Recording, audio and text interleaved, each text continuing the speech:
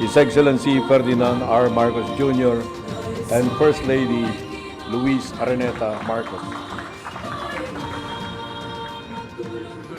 Good morning. Good morning. Thank you, Chief Luke, for your introduction. Please sit down.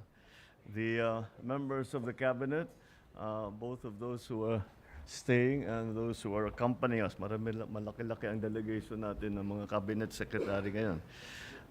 First Lady Luis Araneta Marcos, Pasay City Representative Antonino Calixto, Pasay City Mayor Imelda Calixto Rubiano, Armed Forces of the Philippines Chief of Staff General Romeo Balnor, and the other major service commanders, PNP Chief Nick Torre, Philippine Coast Guard Commandant Admiral Ronnie Hill Gaban, who is also accompanying us today, fellow workers in government, ladies and gentlemen, good morning. It is with high expectations and much anticipation that I leave for New Delhi upon the very gracious invitation of PM Narendra Modi. India has been a long valued friend of the Philippines. Filipinos and Indians have had mutually beneficial interactions since pre-colonial times. Throughout our history, Philippine culture has been deeply enriched by our exchanges with the Indian civilization, which have long influenced our language, our literature, customs, and even our folklore.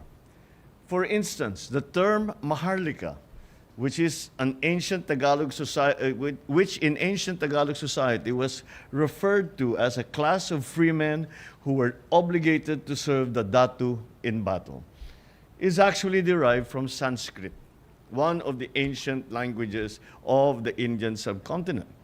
These early contacts between Filipinos and Indians, which were sustained and amplified by the communities, the commonalities in our values, in our cultures, have translated into a very long-standing, strong friendship between our countries and our people.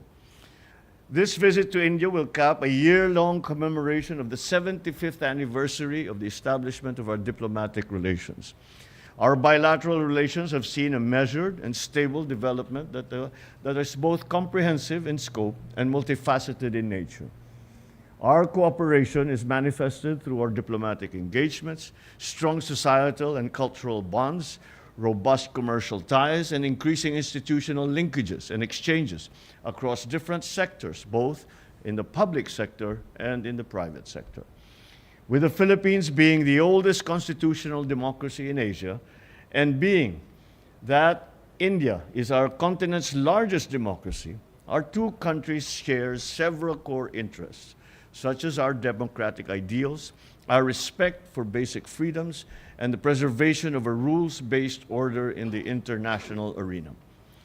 Our geostrategic position as coastal states that border the busiest international trade routes and critical sea lanes of communications in the Indo-Pacific region, our shared interest in protecting the rights and welfare of our international seafarers, our steadfastness in upholding international maritime law, including the UNCLOS, and our unwavering commitment to regional peace and cooperation serve as a credible foundation of our active and growing maritime cooperation.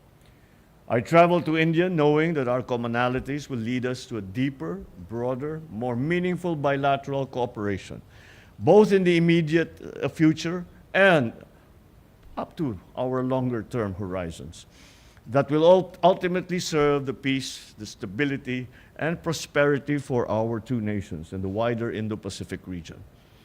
There is much potential for cooperation with India that will mutually benefit our peoples. We intend to explore these by charting a plan of cooperation across a broad spectrum of shared interests, from defense to trade, investment, health, pharmaceuticals, connectivity, agriculture, tourism, and many other areas. In the lead up to this visit, we have already announced our grant of visa-free privileges for Indian travelers, which we expect will boost our tourism-related industries and further bring mutual understanding and mutual benefits. I have with me several cabinet secretaries who will make certain that the vision of a close strategic relationship with India will turn into a reality as soon as possible as we make our commitments at the highest levels of government and of business. There are already Indian multinational companies that are operating in the Philippines in IT, BPM, pharmaceuticals, telecommunication industries, and many, many more other sectors. I will personally lead a business delegation to New Delhi and Bengaluru to meet with the captains of their industries, especially in the IT sector, to explore potential investment opportunities for both sides. I want this visit to bring concrete benefits to the people, such as more affordable medicine and greater connectivity and food security. It is incumbent upon us, now more than ever, to maximize the opportunities in trade and investment with the world's fourth largest economy. I look forward to a productive visit and much closer Philippines-India relations. Thank you. Maraming salamat at magandang umaga sa inyo lahat.